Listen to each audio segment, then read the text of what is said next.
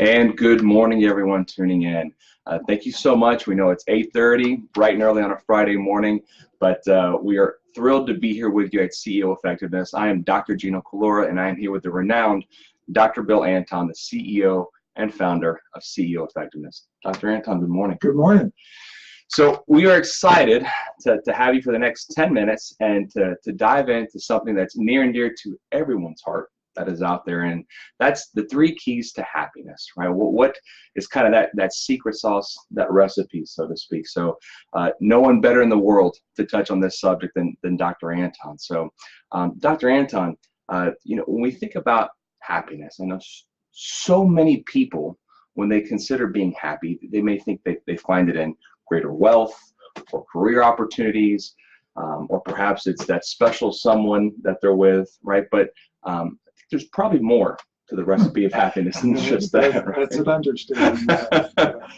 So if you could walk us through, so in your opinion, what's the first key to happiness? Well, I think first you have to recognize that happiness is an emergent property of meeting your real needs.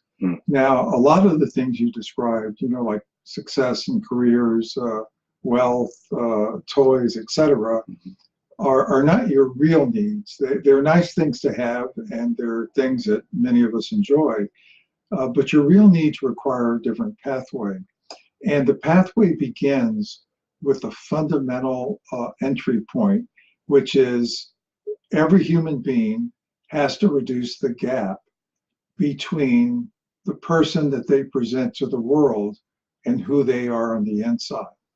If you don't do that, that disparity acts as a governor for keeping your frontal lobes engaged in your transactions with the world and literally prevent happiness from emerging or from meeting your own needs for that reason.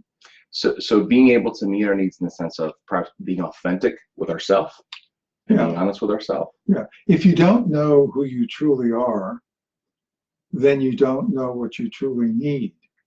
And so a lot of the things that we pursue are illegitimate pathways to sort of feeding ourselves counterfeit under the pretense that we're meeting our genuine needs, when in fact we're not doing that. And so, once you reduce the gap between who you are at a real level and who you present to the world, then your next step is to make a decision whether you're going to take yourself, the self you present to the world, and put energy and put a lot of resources into refining that presentation, or if you're going to go for the real self, if you're going to begin to unpeel the onion of who you truly are. And in that condition, I think you're really much more effective. You're able to engage in optimal performance. Other people can tell the difference who interact with you, that you're connected at a more genuine level, and your whole life begins to unfold. And those 2 things, I think, are preconditions to happiness. And then happiness, I think, is the next stage, which is once you stopped pretending, or once you started showing who you truly are to the world and to others, and once you make the decision to commit to your real self, no matter what's involved in that process, then you're in a position to meet your genuine needs, which often are to be loved, to be cared for, to be recognized, to be respected for who you truly are, not for whom people think you are. Wow. So the first key then would be reducing the gap, right, between what it is that version of ourselves we show the world and the true version that we know who we actually are. Right. Okay. Right. And when that gap's eliminated, then you've unlocked the first key to happiness. Wow, that's significant. So key number 2, what would you tell folks? So reducing the gap as key 1, right? So what would be key number 2? Well, key number 2, again, is really making the decision not to take the self that you present to the world as your real self. In other words, not to live with the inner feeling that you're an imposter and continue to try to fortify that image, and to opt instead for the more difficult path, which involves things like doing the harder thing, looking at yourself with a deeper level of honesty, and really having the courage to go through some insecurity, some self-doubt on the pathway. But once you make that commitment, you also unleash your potential, your performance becomes optimal, and many other great things happen. So having the ability to commit to taking the harder path, because the harder path is perhaps the path that is more honest. Yeah, and it's the path to your true self, which is really all you got. Yeah. And anytime you pretend that you're something, even to yourself, that you're someone other than who you truly are, you lose power. So Dr. Anton, that is such a fascinating thing. And I feel like that is something that happens quite a bit. We pretend, right? Yeah. Why is it that, especially in organizations and in business, why is that need exists, that we pretend in the first place? Well, because everyone starts off life learning some things about oneself that are false. And some of those things are self-limiting. And once you truly believe that you're less than you really are, then your whole life becomes an accommodation or a way of avoiding presenting your weaknesses to the world, which might actually be your greatest strengths in disguise, and presenting a kind of a picture that maybe would have pleased the early caretakers in your life.